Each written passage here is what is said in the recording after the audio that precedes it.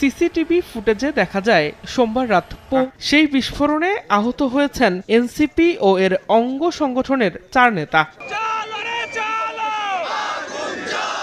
ঘটনার প্রতিবাদে রাত 11:15টার দিকে বিক্ষোভ কর্মসূচির ডাক দেয় এনসিপি। পরে মিছিলটি বাংলা মোটর থেকে শুরু হয়ে শাহবাগে যায়। সেখানে ঘটনা নিয়ে ব্রিফ করেন দলটির শীর্ষ নেতারা। সন্ত্রাসী হামলা করে জাতীয় নাগরিক পার্টির নেতা কর্মীদের ভিতর বিন্দু মাত্র ভয় ভীতি তৈরি করা যাবে না। একে অপরের উপরে হামলা প্রতিহিংসা সেই রাজনীতিতে যাতে বাংলাদেশের ফেরত না যায় সেজন্য সকলের প্রতি আহ্বান থাকবে। এটা একটি সেই ধরনের নিদর্শন যেটা দ্বারা বাংলাদেশকে আবার পুরনো বহিষ্কারাদেশ প্রত্যাহারের দাবিতে ইউআইইউ শিক্ষার্থীদের সড়ক অবরোধ ও বিক্ষোভে লাঠিচার্জ করেছে পুলিশ। সমগ্র জাতির একটা, আপনি জিজ্ঞেস করেন ইন্ডিভিজুয়ালি, যদি সম্ভব হয় জিজ্ঞেস করেন, কেউ চায় না এই গভর্নমেন্ট কেয়ার, কেউ চায় না। লাঠি পেটার সময় ওদের মুখের ভাষা থেকে বিশ্রী, সে বলছে চুলাই কোন। আসসালামু আলাইকুম দর্শক, দেশ ও দেশের বাইরে থেকে যারা এই মুহূর্তে ভিডিওটা ওপেন করেছেন সবাইকে অসংখ্য অসংখ্য ধন্যবাদ। দর্শক, প্রথমে আপনারা দেখেছেন এনসিপি দলের নেতাকর্মীকে বেধড়ক পিটিয়েছেন কারা, বলছেন এমন প্রশ্ন। এখানে কি বিএনপির নেতাকর্মীরা পিটিয়েছেন নাকি আওয়ামী লীগের নেতাকর্মীরা পিটিয়েছেন, এমন প্রশ্ন উঠে আসছে গণমাধ্যমে। তবে এর মূল যে দৃশ্য, মূল যে সিস্টেম, এটা জানতে আপনাদেরকে পুরো ভিডিও দেখতে হবে। তবে এর নিয়ে অনেক তোড়পাড় সৃষ্টি হয়েছে বাংলাদেশের ইতিহাসে, যা এখনও বলা যাচ্ছে না। এনসিপি কঠিন আন্দোলনের ডাক দিচ্ছে। সিসিটিভি ফুটেজে দেখা যায় সোমবার রাত 11:15টার দিকে রাজধানীর বাংলা মোটরে রূপায়ণ টাওয়ারের সামনে বিস্ফোরণের শব্দে ছোটাছুটি শুরু করেন আশপাশের লোকজন। বহুতল এই ভবনেই নতুন রাজনৈতিক দল জাতীয় নাগরিক পার্টির কেন্দ্রীয় কার্যালয়। বিস্ফোরণের সময় দৌড়াতে দেখা যায় দলটির সদস্য সচিব আখতার হোসেনকেও। এনসিপির বিবৃতিতে বলা হয়, মূলত আখতার হোসেনকে লক্ষ্য করে ককটেল নিক্ষেপ করে দুর্বৃত্তরা। সেই বিস্ফোরণে আহত হয়েছেন এনসিপি ও এর অঙ্গ সংগঠনের 4 নেতা।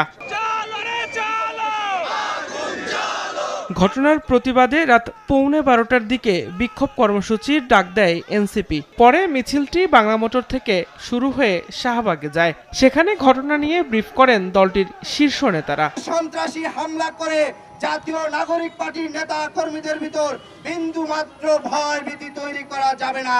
একে অপরের উপরে হামলা প্রতিহিংসা সেই রাজনীতিতে যাতে বাংলাদেশের ফেরত না যায় সেজন্য সকলের প্রতি আহ্বান থাকবে। এটা একটি সেই ধরনের নিদর্শন যেটা দ্বারা বাংলাদেশকে আবার পুরনো এস্টাবলিশমেন্টে ফেরত নিতে যাচ্ছে। এনসিপি নেতারা নিরাপত্তা শঙ্কায় আছেন জানিয়ে আখতার হোসেন বলেন, হামলা করে বিচার ও সংস্কার কাজ থামানো যাবে না। এনসিপি নেতাকর্মীদের নিরাপত্তার দায়িত্ব আইন শৃঙ্খলা বাহিনী সহ সবার বলেও উল্লেখ করেন তিনি। আমাদের উপরে হামলা করে কোনোভাবেই সংস্কারের কার্যক্রমকে দাবিয়ে রাখা যাবে না। এনসিপির উপরে হামলা করে কোনোভাবেই বিচারকে দাবিয়ে রাখা যাবে না। পরে রাত 1:30টার দিকে রমনা থানায় লিখিত অভিযোগ দেয় এনসিপি। আমাদের যে আইনি পদক্ষেপ, যেটা বিচারিক কার্যক্রম গ্রহণ শুরু করার জন্য যে আইনি পদক্ষেপ নেয় সেটা আমরা গ্রহণ করেছি। 24 ঘন্টার মধ্যে দুষ্কৃতিকারীদের চিহ্নিত করে আইনের আওতায় আনার দাবি এনসিপি নেতাদের। আসামিদেরকে গ্রেফতার করে এই আইনি প্রক্রিয়া চালু করা হয়। দিন মোহাম্মদ সাব্বির, সময় সংবাদ।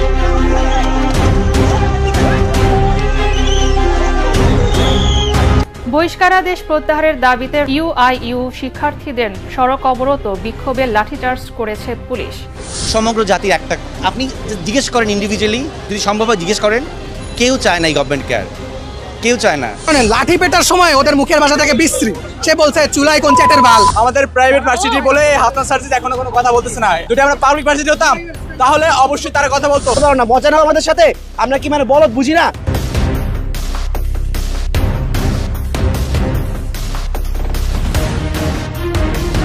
দেশে ঘটে চলেছে একের পর এক মব নৈরাজ্য। সমন্বয়কদের কথাই চলছে পুরো দেশ। কখনো চাকরি বাণিজ্য তো কখনো সুপারিশ, ইচ্ছা মতো করা হচ্ছে বহিষ্কার। এবার তুচ্ছ কারণ দেখিয়ে ইউআইইউ বিশ্ববিদ্যালয়ের 40 জন শিক্ষার্থীকে অবৈধভাবে বহিষ্কার করা হয়েছে, যার প্রতিবাদে রাজপথে নেমেছে সারা দেশের প্রাইভেট বিশ্ববিদ্যালয়ের শিক্ষার্থীরা। চলছে শিক্ষার্থী ও পুলিশের তুমুল সংঘর্ষ।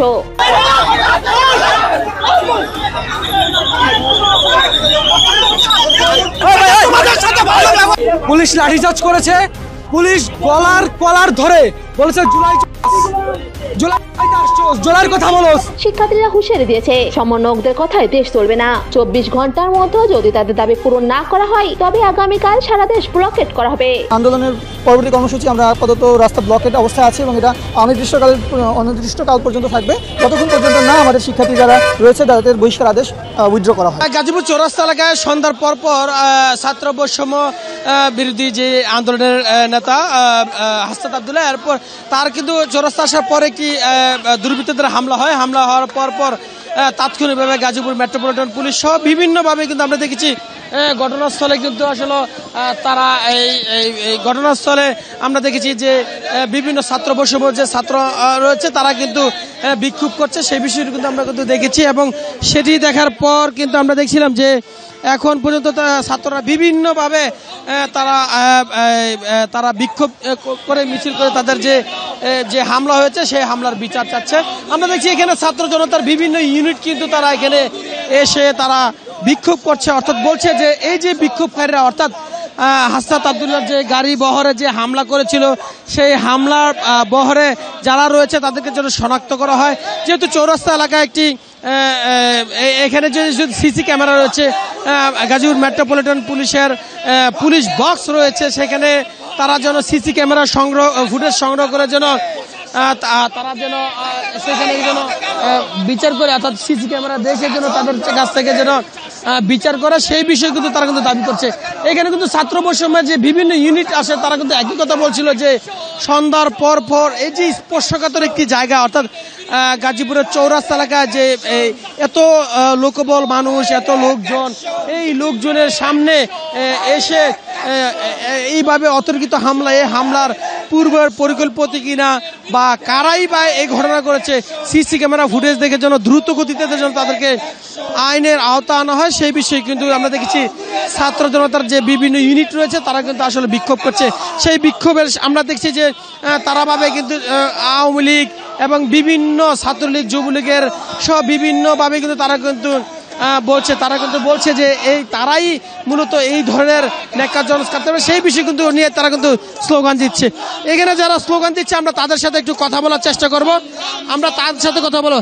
আপনারা যে বিক্ষোভ করছেন কি কি পদক্ষেপ নিচ্ছেন আর কি বিক্ষোভ করছেন? আমাদের জুলাই অভ্যুত্থানের নায়ক হাসনাত আব্দুল্লাহর উপরে অতর্কিত হামলা করেছে আওয়ামী সন্ত্রাসীরা, এর প্রতিবাদে আমরা তাৎক্ষণিক বিক্ষোভ মিছিল করেছি ইসলামী ছাত্র শিবির গাজীপুর মহানগরী শাখার পক্ষ থেকে। পাশাপাশি আমাদের এখানে ছাত্র জনতা এবং বৈষম্য বিরোধী আন্দোলনের যারা সহযোদ্ধা ছিল তারাও ছিল। আমরা প্রশাসনকে খুব দৃঢ়ভাবে বলতে চাই যে এই আওয়ামী ফ্যাসিস্টরা তারা দেশ থেকে সে দিল্লিতে পালালেও তাদের হামলা, তাদের এই যে গুপ্ত পদক্ষেপ এখনো তারা বন্ধ করে নাই। তো তাদের এই যে পদক্ষেপ তারা নিচ্ছে, এটা নিয়ে জনগণের এদিকে হাসনাত আব্দুল্লাহ ও সার্জিস আলম নতুন করে হুঙ্কার দিয়ে বলেছেন যারা এনসিপির দলীয় নেতাকর্মীর গায়ে হাত দিয়েছেন এবং অফিসে হামলা করেছেন এবং অফিসের সামনে যারা ককটেল ফুটিয়েছেন তাদের কাউকে ছাড় দেওয়া হবে না, কারণ এনসিপি দুর্বল নয়, এমন মন্তব্য তুলে ধরেন এনসিপি দলের প্রধানরা। তবে কারা, কেন, কী কারণে এনসিপির পরে এত আক্রোশন চালিয়ে যাচ্ছে, কে কি বিএনপি নাকি আওয়ামী লীগের নেতাকর্মী, এখনও তা তথ্য জানা যায় নাই। তবে এনসিপি নেতাকর্মীরা এটাকে খুব ছোট করে দেখছেন না, এটার প্রতিফলন তাদেরকে পেতে হবে যারা এই ঘটনা ঘটিয়েছে, এমন মন্তব্য করছেন সাধারণ জনগণের সামনে এনসিপির নেতাকর্মীরা, যা আপনারা দেখতে পাচ্ছেন।